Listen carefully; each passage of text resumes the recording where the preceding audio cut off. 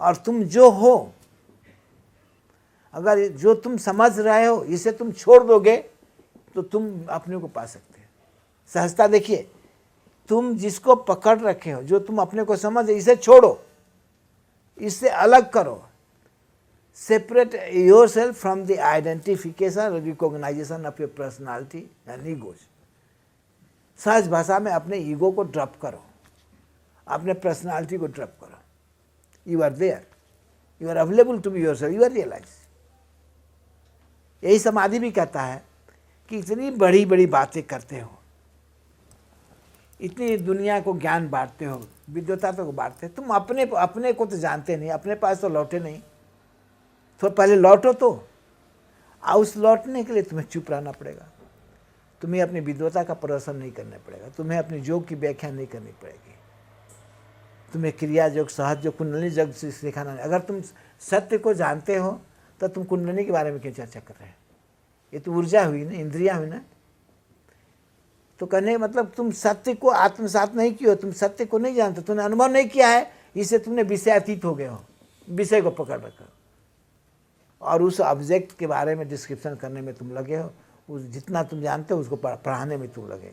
ये व्यवस्था ऑर्गेनाइज्ड हो गई है। जितना जानते हो उसको कह रहे हो, उसी के बारे में कहते हो, और तुम अपने को मान लिए हो कि मैंने जान लिया है, और जबकि जाना कुछ भी नहीं, जाना कुछ भी नहीं। सहज बात है, अपने को जाना नहीं और तुम व्याख्या परम की कर रहे हो।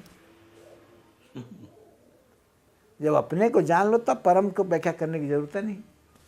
ऐसी तीन बातें जो थी, एक चित्त और चित्त, एक गृहस्थ और सन्यास, इस पे दो लाइनें आप फाइनल क्या कहना चाहें? हम ये कहना चाहें कि मनुष्य को मनोमय से चिद में होना है।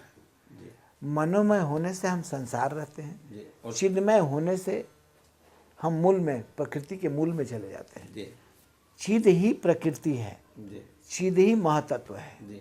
ये सारा प्रपंच जो है आपको चिद का है, जिसे माया कहते हैं ना, यह सब माया कर संसार। हाँ, ये चिद है, चिद की माया आपको। और चिद की सीमा आनंद सच्चिदानंद तक से है आपको। सच्चिदानंद से पर कथा कि यहाँ तक तो प्रकृति पुरुष का प्रभाव है, आनंद तक, आनंद सच्चिदानंद तक है, सच्चिदानंद तक कहाँ प्रभाव है आपको। क्योंकि चित्त जब सत्य की अवस्था को प्राप्त कर जाता है तो एक आनंद आती है। यही आनंद में ज़्यादातर जाने हुए, जो जगे हुए लोग खोजे हुए। कोई हिमालय में लोगों ने पूछा ना कि किस आनंद में खोए हो, तो मतलब आनंद ही है ना, प्रभु के आनंद है। मैं कहा आनंद के परे भी तो है। कहते हाँ, कहते स्वीकारते हैं। कहते तुम क्या पूछते हैं? मैं कहा कि मैं समझता हूँ कि आप मान लो कि कुछ घटनाएं ऐसे हिमालय में घटती है कि आप सत्संग हमारे साथ खोजना, मैं आपका सत्संग खोज रहा हूँ, आप मेरा सत्संग खोज रहे हैं, आप नदियों का सत्संग खोज रहे हैं, आप चट्टानों का सत्संग खोज रहे हैं ना। उस चट्टान पर बैठने का क्या अवस्था होती है, उस नदी के तट पर बैठने क्या अवस्था आप खोज रहे हैं ना। आप महसूस करें कि वहाँ ऋषि मुनि तपों से वहाँ आनंद को उत्पत्ति होती है। कहता है कि हमें फिर तो कहते हैं कि उसमें ये होना पड़ता है, हमें आपको कहना पड़ता है कि वह सब आनंद है, चित्त से भी परे होना पड़ता है आपको। माने प्रकृति तत्व से हम जब पुरुष को फ्री करेंगे, सेपरेट करेंगे, तब परम तत्व की जागृति होती है, तब आत्मा की अवस्था का प्रकाश आता है। इससे आप चाहे गृहस्थ चाहे सन्यासी, कोई फर्क नहीं पड़ता है। आप मनोगत होकर के, मनोमय होकर संसार में रहिए।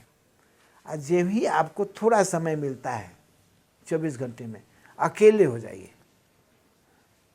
अपने घर में हो, चाहे आश्रम में, चाहे मठ में हो, चाहे किसी सत्संग में बैठे हो, जब अकेले आपको समय मिलता है तो आप मन को क्रिया विहीन कीजिए, मन को निर्विचार में बदलिए, आपको सब कुछ मिल जाएगा। खाली हो जाए मतलब। अच्छा, अपने आप भरने दें उसे। अपने आप खाली हो जाएंगे तो आप वो मूल की यात्रा करेगा ना जी।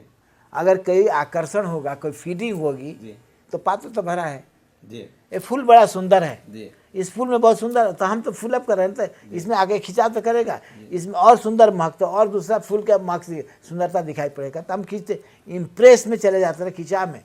We are bound to move towards the gravitation of other energy, और बीच में हम नहीं ठहर पाते। इसे समाधि बीच की घटना है, और आनंद की अनुभूति आपको शरीरों की घटना है, तो है ना।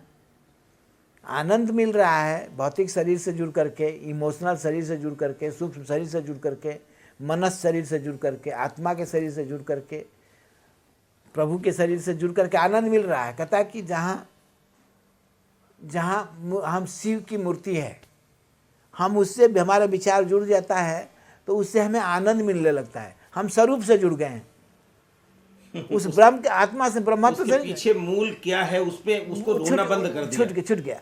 गया। हम आत्मा की खोज में निकले हैं, लेकिन हम पांचवा शरीर से जुड़ जाते हैं, चित्त के प्रभाव में आते हैं।